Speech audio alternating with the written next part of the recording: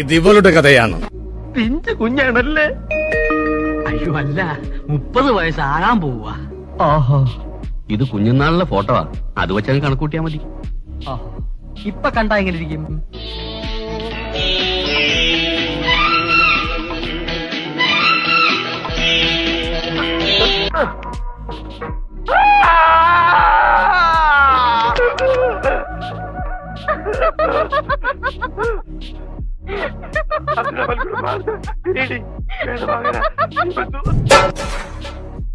അല്ലിയെ കൊല്ലാൻ ശ്രമിക്കുന്ന, ഗംഗയുടെ സാരിക്ക് തീ പിടിപ്പിക്കുന്ന